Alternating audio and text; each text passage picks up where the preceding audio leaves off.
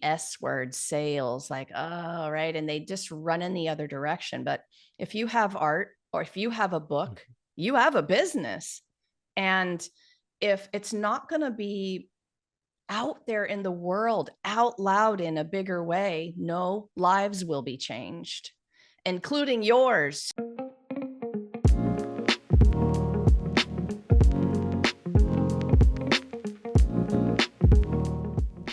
Thank you for joining the Free Time Mastermind podcast. I'm your host, Robert Gaines. Today's guest is Laura Di Franco, CEO of Brave Healer Productions. Laura is a writer and then later started her own publishing company. If you're interested in writing, the writing process, or submitting your book to a publisher, this is the episode for you. Here's Laura. Thank you for joining us, Laura. Where are you calling in from? Maryland, Bethesda, Maryland, just outside of DC. Maryland. Now, that's a really busy place. I mean, do you think that's an advantage as a creative? Does that put you near a lot of creative people? Yes. I've loved being in this area where we have everything resources wise, culture wise. Yeah, it's been really, really great. It's nice to be able to also drive, 30 minutes to the airport when you want to travel. But having nature and also all the resources, I love this area. Are there a lot of, obviously as a publisher, you're speaking with authors quite frequently. Are there any face-to-face groups that are up there, writing groups and clinics and things like that? Yeah, in fact, I'm so lucky that one of them is in Bethesda. It's called the Writers Center. Like, go figure, Bethesda has this writers mecca. And they've been here, I hope I get this right, probably 40 years or more. Oh my gosh. And I've been able to teach classes down there, but also take classes and go to open mics. And I love that place. And there are actually more than that, but that's the one I think of when you ask. That sounds like the kind of place people would come from out of state if it's, if it's a real central hub. Yeah, and they've got guest speakers that come in and do workshops, teaching, talks. It's great. It's a really great resource. We also have a little bookstore that's a chain called Politics and Prose. And that place is very well known for having authors come in and speak and workshops and book signings and all that. I recently spoke on the power of the gathering. In other words, people getting back together. And of course, we don't have to go into the details. We both know why people don't meet face to face as many more. So some things have changed, but particularly in an artistic endeavor, whether particularly writing, would you encourage people to sit down face to face in a group to either help develop their book idea or to get some feedback? Or do you see people as effectively getting feedback via Zoom and things like that? In other words, if you had a choice. I mean, both, of course, both. And especially since you're talking to someone who has a global author cast now, with all of the projects that we've run. So you got to love Zooms, right? It's connecting the world more than any other time ever. But I think we all miss hugs. Like, we all miss just being together and sitting down and kind of slowing down. And right. I think people need both all the time. Sure. Yeah. Where do you think people, if somebody was an aspiring author and they have maybe 6 vague ideas of something they want to do, should they go to a clinic? Should they watch some YouTube videos? Usually, what's the very first phase of what you would recommend? This may not be the total answer that you're looking for, but what comes immediately is you have several ideas, and what you need to do is understand your ideal reader first. Now, if you want to go to a workshop or you want to come onto Zoom for a coaching session for that, or you want to go get some free resources about what is that? What is my ideal reader? Cool. I mean, you can do it in all the ways, but I think that's the thing that maybe we don't think about. Like, who are we writing for? Which one of those 6 ideas is going to be the idea, both that you want to write, but also that person's going to want to read, right? So I know that's a little different answer to, I think, what you were talking about, because the way that we get there could be any of those ways. an in-person workshop, a quick coaching session, that clarity, ooh, that is golden. Yeah, And of course, keep writing. In other words, of course. it's better to walk in with 60,000 words, I would assume, than, some post-it notes of, I don't know if I want to do an autobiography. And um, we talked a little bit in the prep part about um, people's objective view of their own artwork. And I've talked to people. Matter of fact, this was before I ever had any interest in doing any writing myself. I had a friend of mine who was, and I'm going to have to suppress a smile saying this. I think he was about 28 at the time, and he said he was going to write his memoirs. And great guy, good friend of mine, but he had lived about as exciting of a life as I did, which wasn't very exciting. And I just thought to myself, well, if he's got a book in him and he has a message he needs to get out, absolutely. But of course, there'd have to be an audience out there for that memoir. So how do you navigate that where somebody might have an idea, but of course there has to be a desire, whether it be a product or a service, or you're going to create anything new, there has to be a demand for that. Oh gosh, you have me thinking in several different ways. The first way was the mindset that I have about younger people and what they are here to teach. So I kind of flipped my switch on that one. A 28-year-old, my daughter at 21, they have maybe lived past lives. They're in this one as an old soul.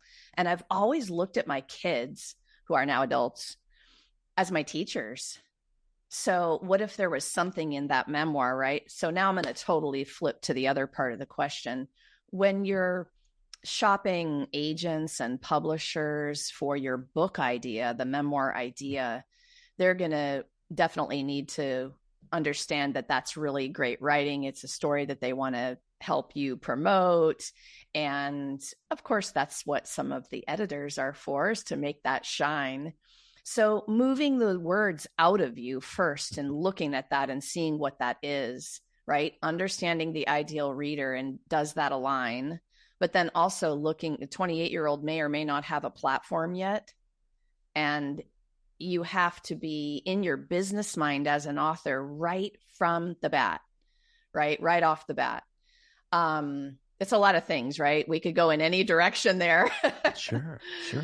Yeah. A lot of creatives I've worked with in the past, and it might just be my experience, but both musicians and visual artists, photographers, painters, most of those that I've run into, and maybe they're magnetized to me because I'm Mr. All Business. I love thinking about the business. What's the marketing? How many units did we? But I also love being around artistic people because they have this spark that I don't have. So there's this mutual appreciation. But most of the artists that I know, they have no interest in the business aspect. And when I say no interest, I mean zero.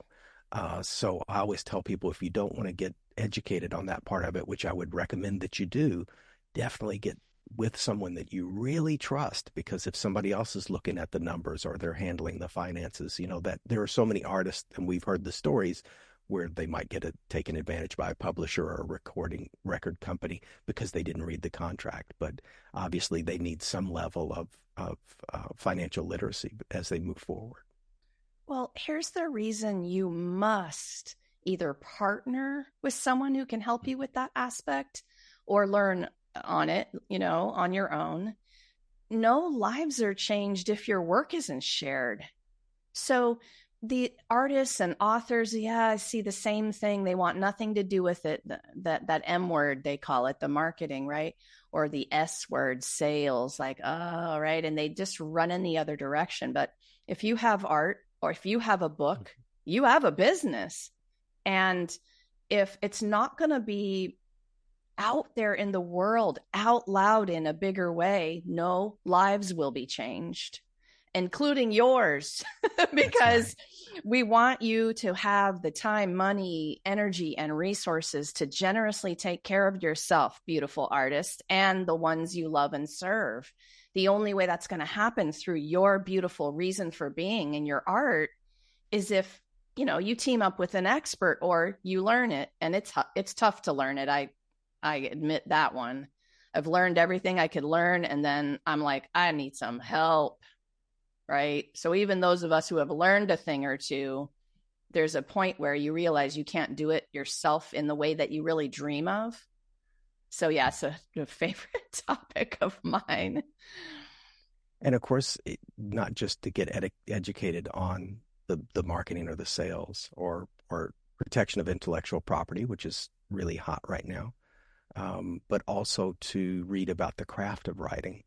I'm doing a, re, a revision of the only book that I've published so far, and I went back through, and anybody who's a writer might be familiar with Zissner and how they approach writing, and they wrote one of the best books on how to write, and the title escapes me at the moment.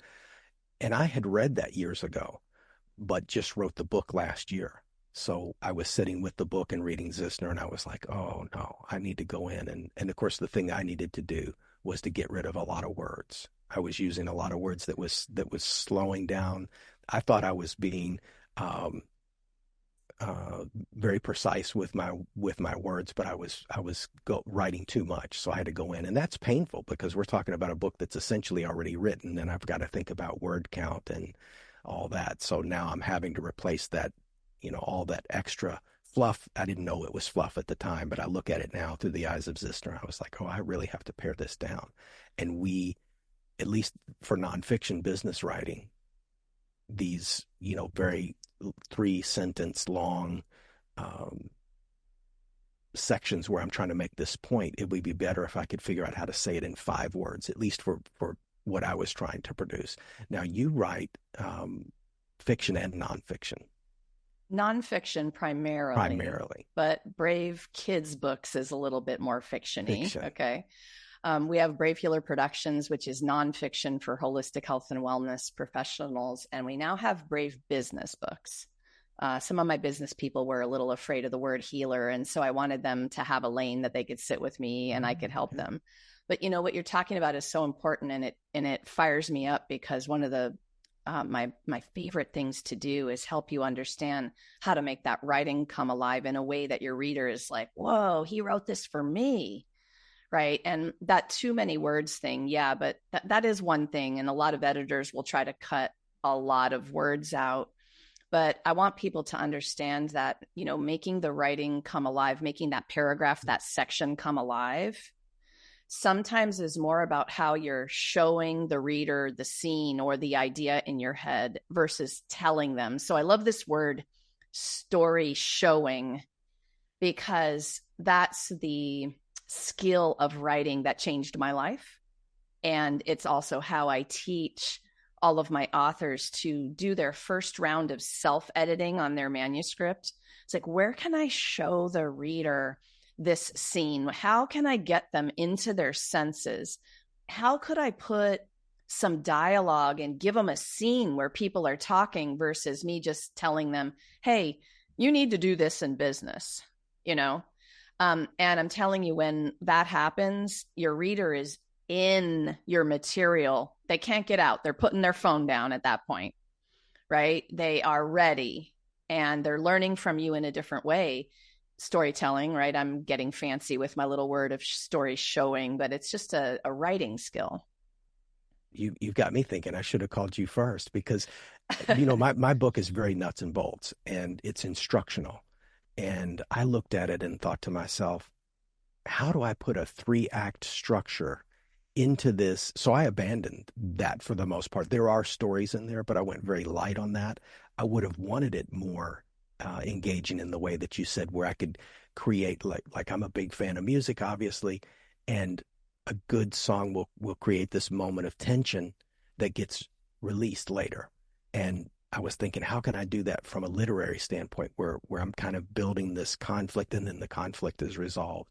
And you see that in great writing, but I don't think there's a little bit of that in there, but that's obviously a skill I could definitely work on. When you coach people on that, what are some of the directions or resources you guide them to be able to understand that for a nonfiction subject matter? Well, these are teaching memoirs. They're inspirational memoirs. They are you as master teacher and all those things you want to teach, but they're also you as a human. And so I'm going to play with you for a minute. Like, hey, Robert, who are you to teach me what to do? I don't even know you yet.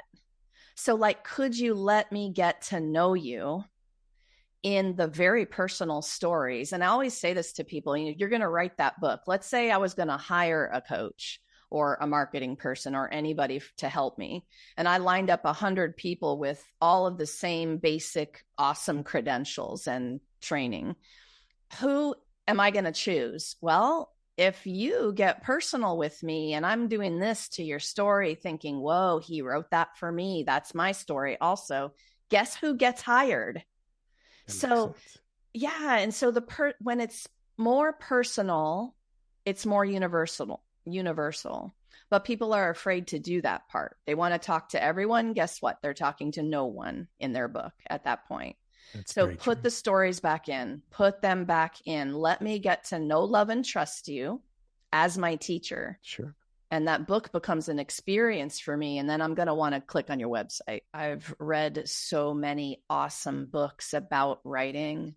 I went to a retreat where I got taught show versus tell. Thank you, Laura Munson, for that.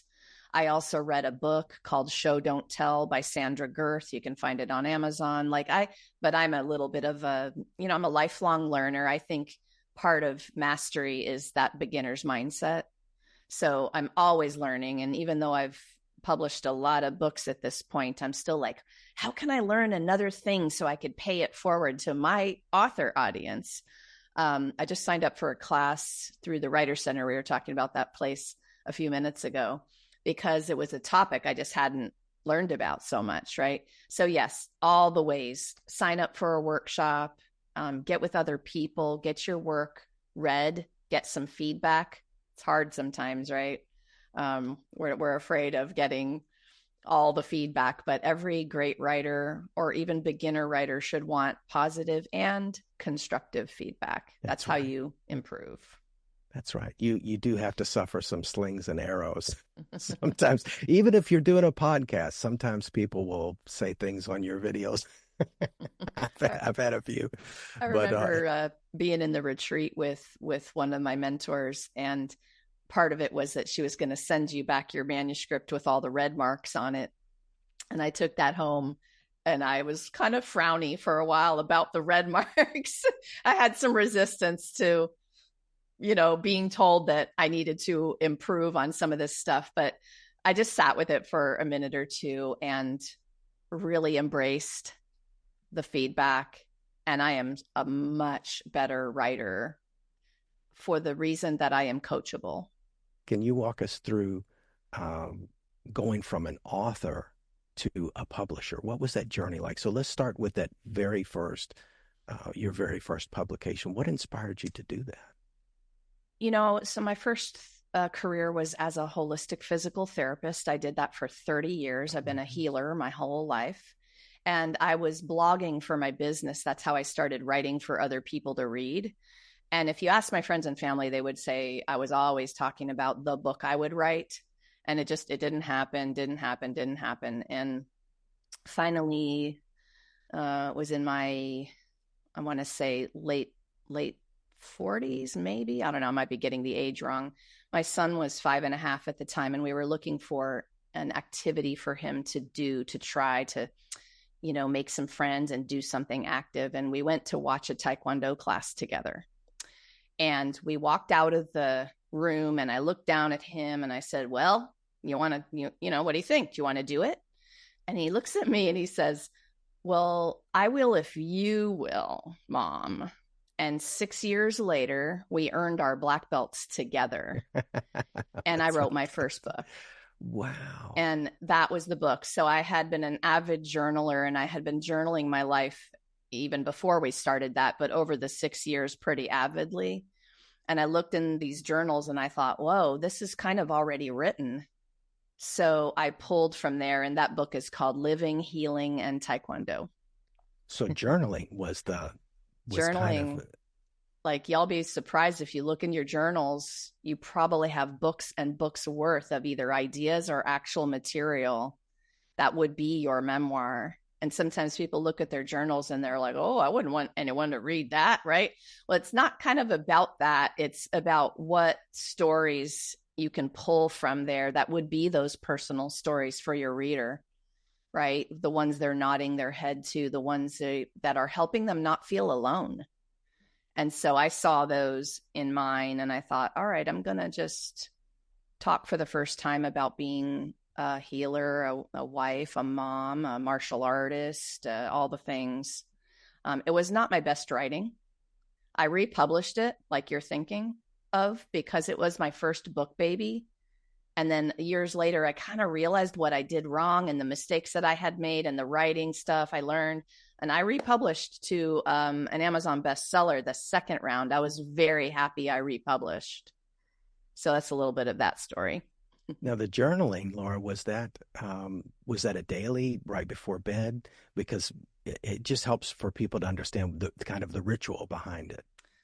I have journaled since I was 15 years old. Oh, okay. When I was young, it was just whenever, and it was about boys I liked, probably. You know, I wrote poems, I journaled a lot, and I kept all of those volumes, believe it or not. They're in a little box in my Oh my house. goodness. Yeah, it's pretty interesting when I thought about that.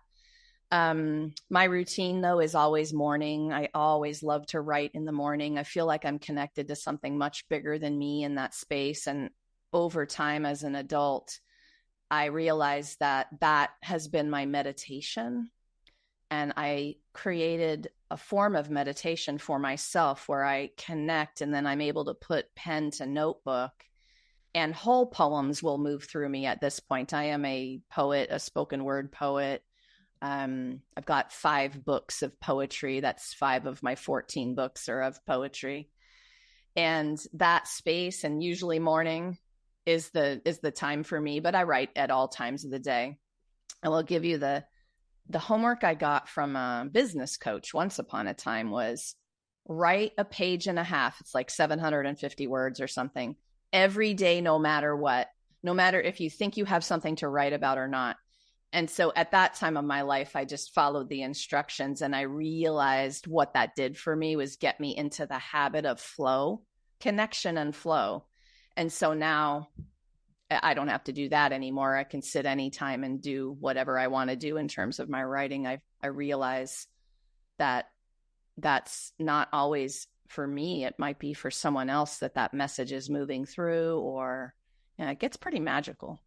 And there's a connection between that writing and your martial arts. So in Taekwondo, they'll teach you forms, which is a series of movements, in the hopes that at some point it becomes automatic, where if you need to call upon that, you can do, those 17 movements without thought. I think the Japanese call it mushin, which is action without thought. So by you doing this exercise over and over through the years, I would assume that's the same magic at work when you can sit and get right into the zone and start to write. But it takes a while to develop that kind of mental muscle memory. Yeah, the more you do it, the better. I loved forms in our classes. I loved doing them, getting better at them, and then getting to the point you're talking about where I didn't even really have to think about it. My body was moving the moves for me. What a beautiful flow that is. And to watch a group of martial artists performing those together is bliss for me. I loved that piece of it. But funny enough, for every exam that we took in martial arts, our master required an essay. So not only was I journaling during those 6 years, but I had put all of my essays into written form in my journals before I typed them out for him.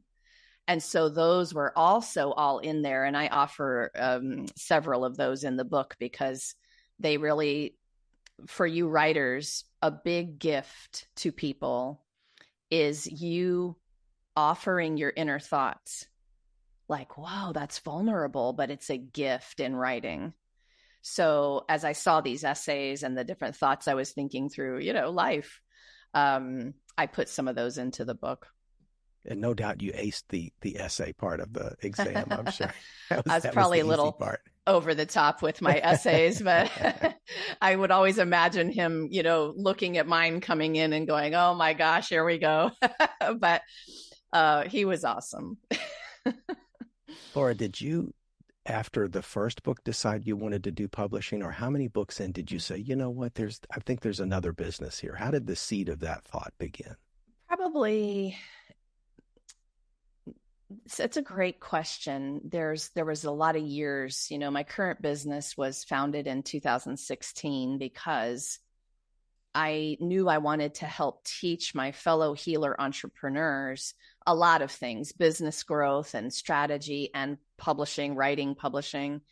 But March 20th of 2020, everyone's going to have these crazy stories. I woke up dreaming a dream, and we all needed to have access to healing tools at home because of what was happening. So I was dreaming this dream. I walked in my pajamas to the laptop that morning, and I typed a little invitation to my community. I was teaching a class. I had like a little Facebook group for it. And I said, who wants to write a chapter? We're going to help the world heal at home right now. And it ended up being The Ultimate Guide to Self-Healing was the title of that first book. In 48 hours, 24 of my friends said, yeah, I'll write a chapter. And 5 weeks after that, we had it at a #1 Amazon best-selling book in multiple categories. And I was like, whoa, what just happened? And I actually thought it was just going to be a thing. And about a week later, a friend emailed me and said, well, when are you doing the next one? And I said, today, I guess, Lilia, thank you for that email.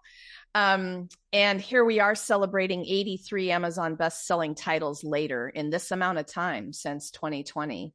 So when did I start calling myself a publisher? I don't know. It was probably between 20 and 21 when I really realized what I was born for.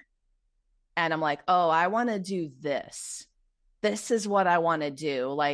So we are the best collaborative book publisher on the planet. I have so much confidence in being able to say that to you all because I had been in about 4 of those projects before that morning, and I knew what was missing. And so when this dream happened and this all happened so fast, I thought, whoa, okay, let's do it this way. And so ever since that day, I've been improving our processes and systems and support for the authors, which is the big thing I think is missing in these kinds of projects. Is you have this beautiful book and you're sitting there and it's published and you're like, wow, I'm a published author. And then you're like, now what do we do? And so I decided to take on the mission of answering that question. Now what? Well, networking, sharing, promoting, marketing, speaking, podcast guesting, Right. like Get we could go on and on. Right. So wow, yeah, thanks for letting me share that story of how that all went down. It's been amazing. There's something much bigger than me running this show, and I just got good at following the orders.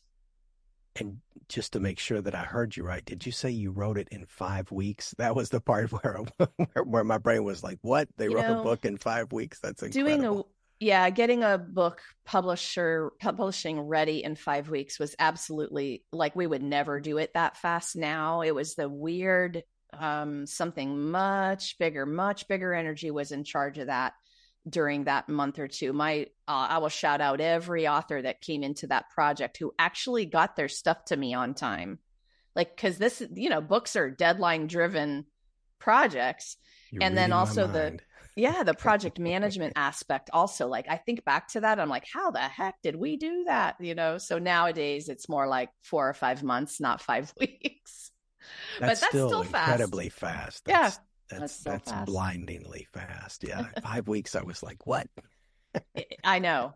I don't know how we did it, but we did. And now we've, a bit more perfected the system, give people a little bit more time. And that's why I shout out those authors, like, thanks for hanging in there with my 150-mile-an-hour project that we did. And it was the perfect time to be productive, wasn't it? I mean, the podcasts were launched, books were written, projects were started. So it was, from an artistic standpoint, I think it was a very fruitful time. People had I guess in a good way, had a lot of time on their hands that they weren't used to having. And they were at home a lot more often than they were used to being home. So I feel bad for the people, and I've not said this before, but I feel really bad for the people that sat home through all of that and stared at the TV. I feel, that was a great opportunity to, fix that vintage car in the garage or write that book of poetry. So You're reminding me of that. Thank you. When I think back to that time, we all were just kind of sitting there going, "Holy moly, what a now, what's going to happen?" And so that project was so purposeful, not only for me, but for everybody who came into it, that we did have a direction during the beginning of that period that I think actually was a survival tool for me personally. We had a extremely traumatic family event the oh two no. months prior. And so when I woke up that March and this started, it was really a phenomenal project to help you focus, because where your energy and focus goes, that grows. And you've heard that quote before. So I was able to turn my face toward the sun, towards this purposeful project, and deal with all the other stuff going on. But that's because I could shift my energy toward that. So you're just giving me a little memory about that time. Forward motion is the antidote to so many things. To sit and wallow is definitely not the way. But that's what we're humans, and it's okay. If somebody has to wallow, they can wallow, but don't do it for long if you can get into something that you're passionate about. But when you're going through a traumatic experience like the loss of a loved one, it's hard to get out of the chair. It's hard to pick up the pen. It's hard to, when you've had those moments where you've been challenged artistically, how do you get yourself out of that funk? What a great question. So just, remember that 30-year career in healing came first for me. So I devoted my life to answering this question. And the mind, body, soul piece of the answer is there's so many different ways to process what you're feeling, because it's not about ignoring that. You are where you are, and you need to honor feeling everything first. We don't want to shove that down or ignore it, right? But when you're in there and you've been in there for a while and you're kind of even fed up with yourself, like, how can I get out of this feeling, or, whatever that is.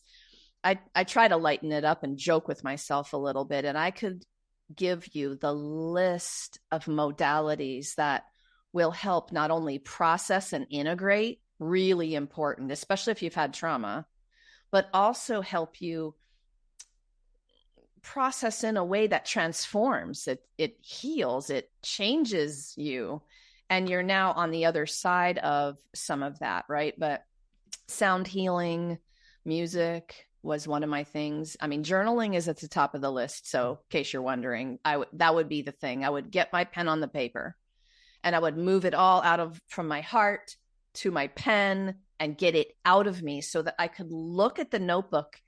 And that's an awareness process. You make space if you can get it out of your head, those feelings, those thoughts, those things, right? So journaling, get it down if you can. But the music, the walks in the woods, connect with nature, call a friend, That's right. There you verbalize go. I like it. that. Yeah. Yeah, like we could go on and on about the toolkit, right? And not everything works every single time. Mm-hmm. So you need a toolkit. That's right. That's right.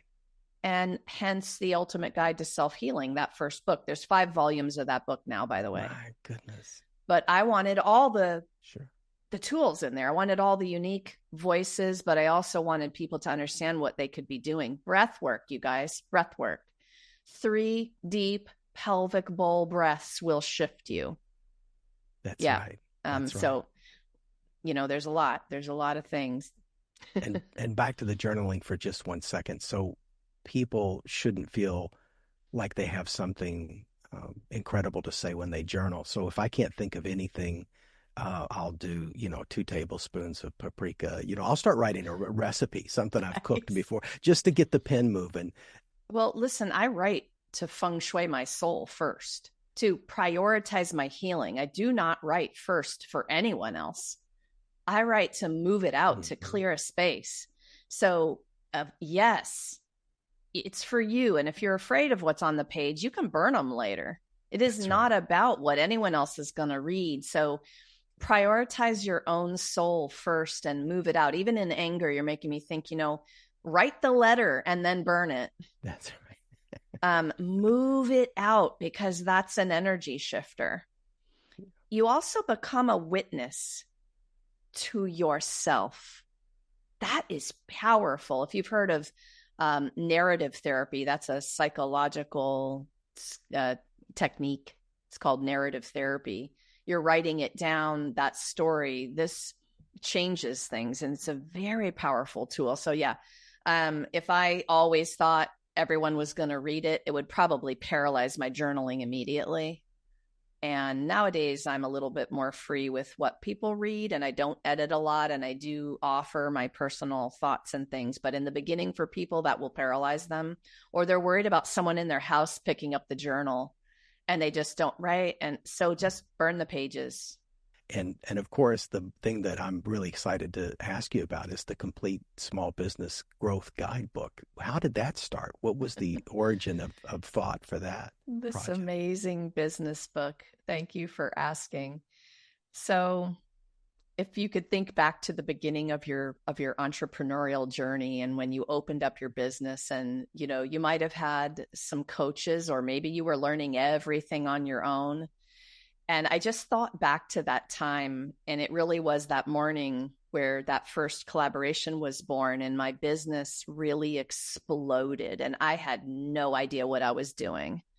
And I made a lot of mistakes along the journey. So when I thought about the complete small business growth guidebook, I'm like, I have some really badass business coaches and friends now in this world. And that invitation to them was like, let's put a book together for that person who doesn't know what the heck is happening and needs a guide, but also needs a community of coaches, master coaches who are successful at that next level in their business. So I loved that my friends said yes to this, and that we're covering so many different topics, um, so that they don't have to make all the mistakes, right? And they can do some effective strategy right off the bat, because you and I both know sometimes it's hard to build a business and we don't know what we don't know. So we put that into this book. I don't know. I haven't had a business that's been easy to build so far. I'm still looking. How many people collaborated on that book? Let's see, we have 25 beautiful Oh, wow. chapters with a total of, I believe, 23 authors, because I wrote a couple chapters. And they are all the topics that I hope that you want to know, right? From finance to public speaking to podcasting to how to use video to market your business. We've got a marketing team writing a chapter in here. We have a graphic designer. We have a branding expert. We have all those people where you would typically be going out to reach out individually to try to get these pieces of strategy for what you're doing. And really, the goal was to put them all in one place so that you could have an incredible catapult, especially if you're a solopreneur, maybe hiring your first virtual assistant, or you're in those beginning stages and you need to know what to choose that will be the most effective in that beginning stage. Oh, the things I wish I knew back then, right? Everyone's going to be able to say that. Yeah. How many So, pages did it end up being the how final many book? pages? All right. I'm glad I pulled it up on my computer today so I could answer your questions. 313 pages. Wow. And well, since you have your computer up, what's the word count? Of course, that's going to be more relevant to us as Oh gosh, I writers, don't but have the word count, but oh, I can that's talk okay. about word That's count. all right. I was being nerdy there. Now, No, of no, no, course, that's good. Yeah, here's one little tip about word count. When you're doing a solo authored one of your signature books, and you'd like to get it out there as a way for people to dabble with you, get to know you, and it's going to be a business building book for you. 15,000 words is about 100 pages, and you need 100 to get writing on the spine of a book. It has to be at least 100 to make it that thick to even get anything on there, right? So I had written a couple of smaller books like that, and got up to about the 90 pages count, and then now I know what I know, right? So I'm like, darn, I missed it on that one, and you can't fit the writing on those. So that's a little tip for you. But typically these books are between 200 and 300 pages. They're going to be somewhere around 60 to 70,000 words, give or take, right? But I wanted to go back to the books because the subtitle is Brave Strategies for Authentic Success. And I often forget to do this when I have authors on, but do you have a favorite part of the book that you'd like to share with us now to read it to us? Oh gosh, how could I say no to that? Randy, I want to write my first $10,000 check. Saying that out loud gave me goosebumps. I want to make enough money to support the people I love and serve, write bigger checks to the nonprofits I love, and have way more fun in life. I imagine you, amazing entrepreneur, have some similar goals. By the way, Randy is the phenomenal guy who wrote the foreword in this book. If you skipped that because you're not in the habit of reading forewords, please go back and read. One reason you're holding this book in your hands is that Randy believes in me. We joined forces to go bigger in life and business, and I'm immensely grateful to him. When I dreamed up the complete small business growth guidebook and this collaboration, I knew we'd change lives, and a lot of them. With the help of this expert cast of successful co-author entrepreneurs, we're about to light the world on fire with generous, purposeful, impactful wisdom and strategy that helps you skip experiments and mistakes, stop guessing, and make a faster impact in the world with your business. That's the first couple of paragraphs. Randy Mulland is the founder and owner of Go Big to Give Big, and he wrote the foreword, but we've also been incredible business partners. His goal is to help businesses like mine strategize their programs so that they can give back to the world by writing checks, by volunteering time, by doing awesome things. And so as a publisher, I really wanted people to understand it wasn't just my business and my life that I was interested in. It's all of my authors, and it's also giving back to the world in a bigger way. Books are a legacy business. So yours matters to me because it's mine. And that's big juju, right? That's big energy. And that's not even the most incredible part of it. It's you're publishing two books at one time.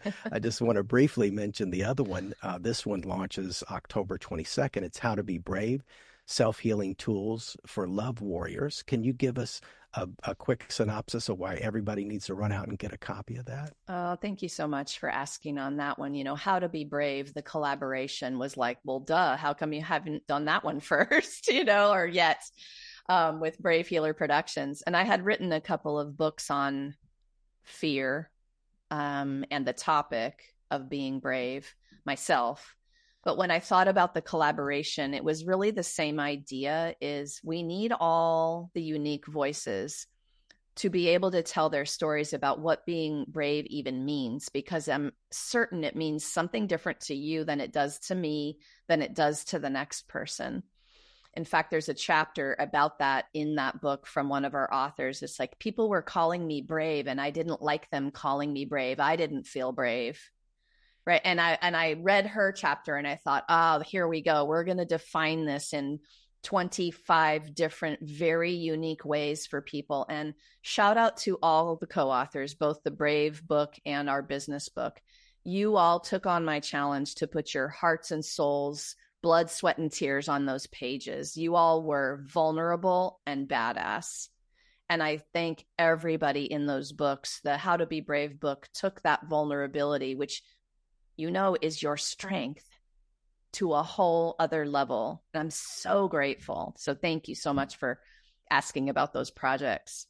No problem. I would love to. I think we could do a whole other episode just on your skill, Laura, at being able to work in a collaborative environment because so many people struggle with that, and you've got a vast amount of projects where you've pulled that off successfully. So obviously, whatever you're doing in that environment, you're doing very well. I know there's a story behind that, and I think there could be a lot to learn about how to do that because, obviously with the recording studio and the art gallery, I worked with creatives, and we did have one of the few galleries that did collaborative artwork, which was very unusual at the time. I'd have a couple of different painters working on one piece, which just wasn't done typically in that community. And we had a lot of fun.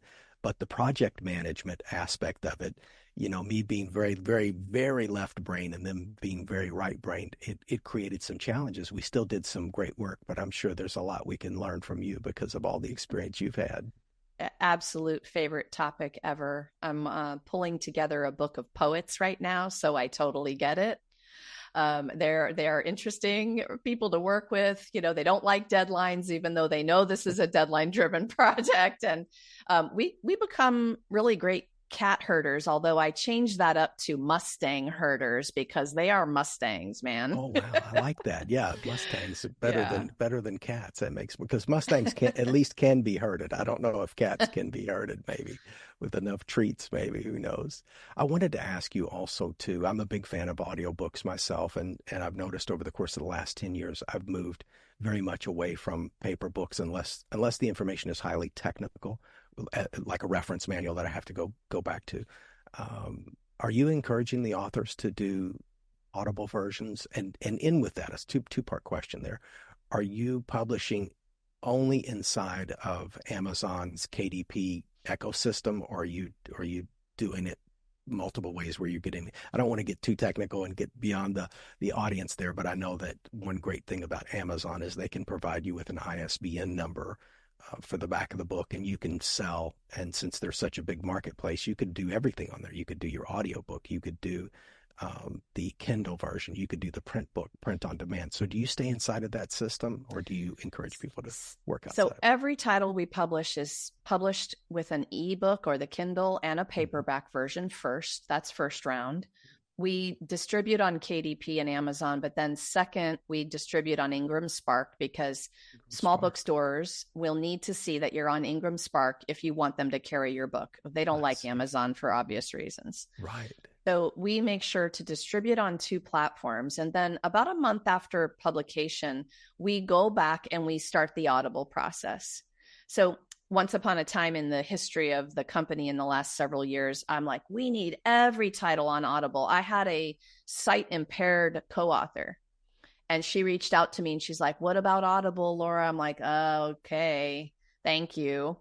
And we now will do every single title on Audible also. I highly recommend it. When we started doing that, we had readers, listeners that we never had in the launch because they don't consume the information like that. And I think you're a fan too. Isn't it great to ride in the car and listen to a book? Isn't it great to be on your exercise bicycle and at the gym and you're listening to a book, right? Us crazy entrepreneurs are typically multitaskers like that. So we love learning. And if we can exercise and learn at the same time, why not? Right. So I know a lot of people on the Audible, and I'm so, so happy that we went that route. They have ended up being a way that my authors have built their business too, meaning someone listened to the book and then hired the author and they didn't read the book first. And I just wanted to mention that there's a beautiful collaborative aspect when we find the perfect narrator. That's right. Because they're proud of their work. And of course, they're getting paid based on some sales of your Audible. So we actually create them a special promotional graphic and we help them promote also, like, hey, I narrated this beautiful book, right? So I love any way I can collaborate with people. Mm-hmm. I'll do it with the artists for the front cover art, with the Audible narrator, with the, designers, That's all right. the things.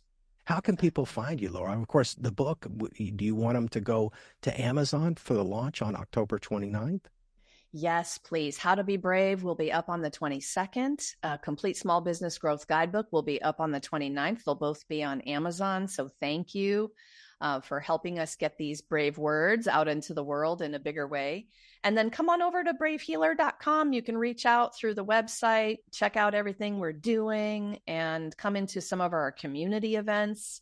I would love to see you, meet you, chat with you, and anything about books or publishing. You know where I am. Thank you so much for your time, Laura. Is there any questions you wish I would have asked that I didn't? You covered every good question. And thank you so much. Thank you for being so gracious and such a great interviewer and listener. Thank you. It really makes a difference, you know? It was a pleasure. And there's plenty of material to bring you back. Like I said, I would love about that organizational leadership, project management, collaborative. You've got so much great information, and I hope we get to sit with each other once more. Definitely. I can't wait. Thank you for joining us on the Free Time Mastermind podcast. I'm your host, Robert Gaines. To support the channel, please click like, comment, subscribe, and share this episode. The book Scintilla, The Ultimate Guide to Generating Business Ideas, Products, and Services, is now available on Amazon. It's available as an ebook, softcover, and hardcover. Please find the link to the Amazon page in the description, as well as other links relevant to this episode.